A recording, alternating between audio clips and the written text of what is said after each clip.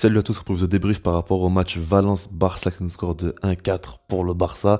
C'est une grosse victoire encore une fois. Il y a énormément de positifs par rapport aux joueurs déjà et par rapport aussi au collectif, tout simplement comment on a joué côté Barça. Mais il y a des choses aussi un peu à nuancer, on va dire. Pas forcément du négatif, mais j'aimerais quand même dire des choses pour un petit peu calmer les gens parce que je pense que les supporters du Barça, c'est que c'est un petit peu trop dans les deux sens, que ce soit dans le positif ou dans le négatif. Je pense qu'on est toujours un petit peu trop dans l'excès. Mais du coup, voilà, on va commencer par la compo. Alors déjà, il y a eu trois surprises.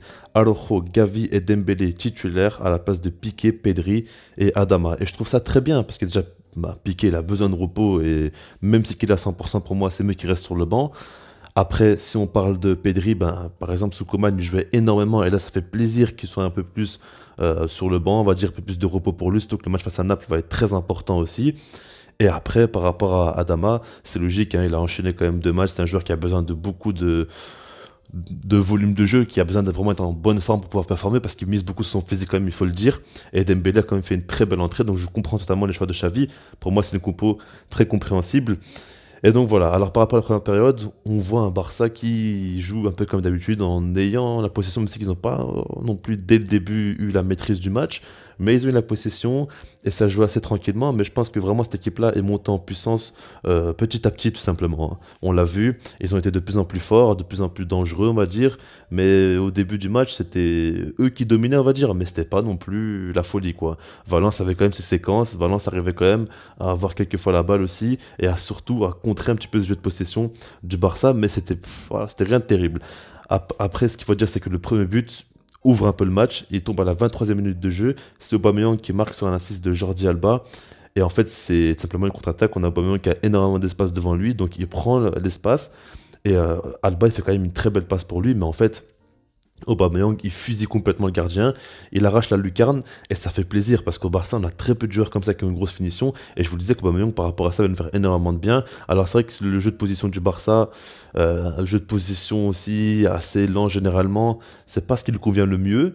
Mais vu qu'il a beaucoup d'expérience et qu'il a une qualité folle face au but, il peut beaucoup nous apporter. Aujourd'hui, c'est ce qu'il a fait tout simplement.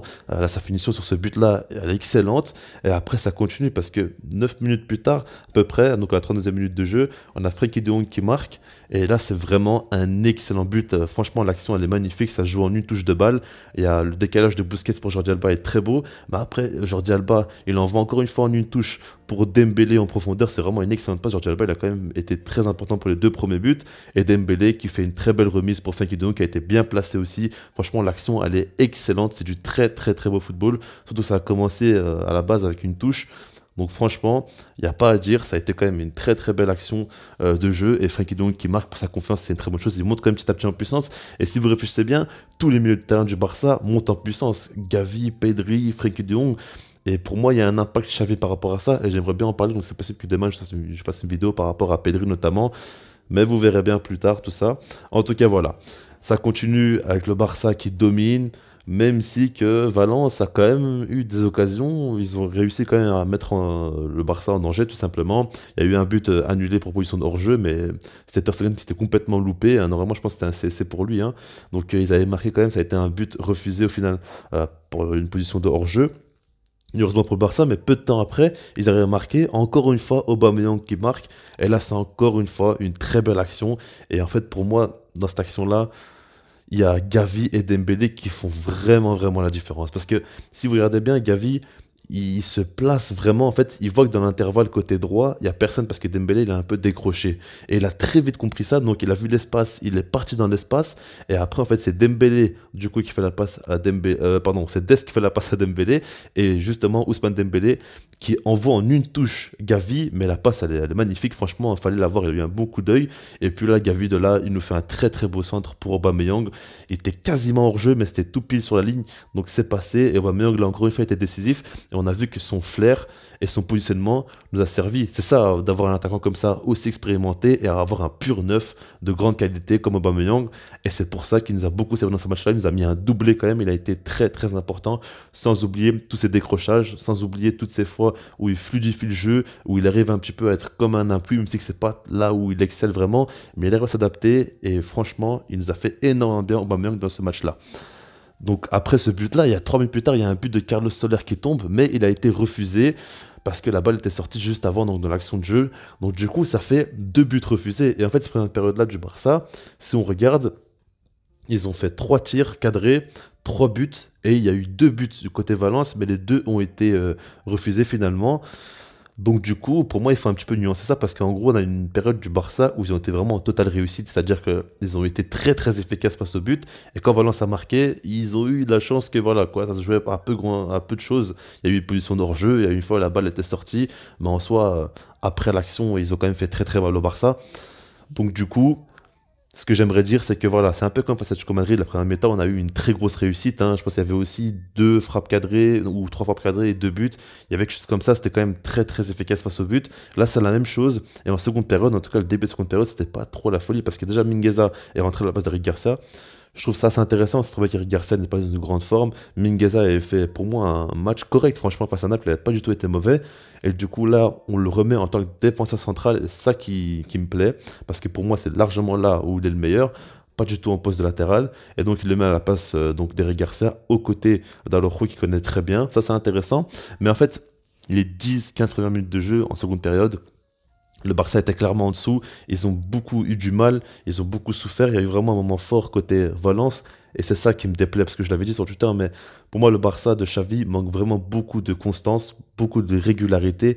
Il y a des périodes où ils sont terriblement forts. On a l'impression qu'ils peuvent battre n'importe quelle équipe. Et il y a des moments dans les matchs où c'est très très faible, quand même, défensivement. Ils subissent beaucoup. Et mentalement, j'ai l'impression qu'ils sont pas vraiment présents, quoi.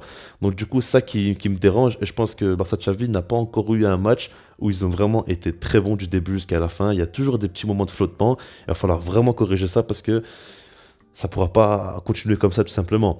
Mais en tout cas, le Barça a eu de la chance, ils ont encaissé seulement, on va dire, entre guillemets, un but. Et c'est Carlos Soler quand même qui met un beau but sur un assist de Bryan Gil. Et pour moi, le véritable fautif, c'est surtout Frenkie de Jong qui n'a pas du tout suivi Carlos Soler parce qu'il marque de la tête et c'était lui qui avait Carlos Soler au marquage. Et franchement, il a très mal joué le coup selon moi, Frenkie de Jong. Défensivement, il a fait une grosse erreur. Du coup, ça fait un but pour Valence. C'est totalement mérité parce qu'ils ont été très bons. Et peu de temps après, on a Pedri qui rentre à la place de Frenkie de Jong. Et là, Pedri il nous fait une entrée mais exceptionnelle. Franchement, je ne sais pas si vous vous rendez compte de ce que Pedri apporte au Barça. Bah déjà, il y a son but, ok. 4 minutes plus tard, après son entrée en jeu, il marque. Et en plus de ça, c'est un but. J'aurais jamais cru qu'il pouvait mettre de telles frappes. Il a mis une frappe monstrueuse, on va dire à 25-30 mètres. Il nous met une très très grosse frappe qui arrache la lucarne. Elle est légèrement déviée par Aubameyang, mais c'est quand même une énorme frappe. Et franchement, il a mis un but exceptionnel tout simplement. Mais mis à part ça, quand on voit à chaque fois les décalages qu'il nous crée, les passes vraiment tranchantes, maintenant il a un style de jeu. Avant il avait un style de jeu où il jouait très de manière posée, on avait l'impression qu'il avait la trentaine, tout ça, il prenait très peu de risques dans son jeu. Maintenant il a un jeu où il prend énormément de risques, beaucoup de passes tranchantes, beaucoup de transversales, beaucoup de fois où il tente des choses, on se dit ça va pas passer, mais lui il va le faire. Beaucoup de fois il joue en une touche de balle aussi, beaucoup de fois aussi où il se projette vers l'avant. Enfin, vraiment, son jeu est devenu beaucoup plus complet cette saison. Et j'aimerais bien en faire une vidéo parce que vraiment, pour moi, il est ultra impressionnant, Pedri. Et il apporte beaucoup, beaucoup, beaucoup de choses au Barça. Donc voilà. Mais en tout cas, le Barça gagne 4-1 ce match-là. C'est quand même un match qui nous fait très, très plaisir. On espère qu'ils vont continuer comme ça. Et nous sortir encore une fois un gros match face à Naples parce qu'on a l'impression que cette équipe-là n'arrive pas à enchaîner les grosses performances. Mais bref, dites-moi comment ça s'en pensez. Et puis sinon, moi, je vous dis peace.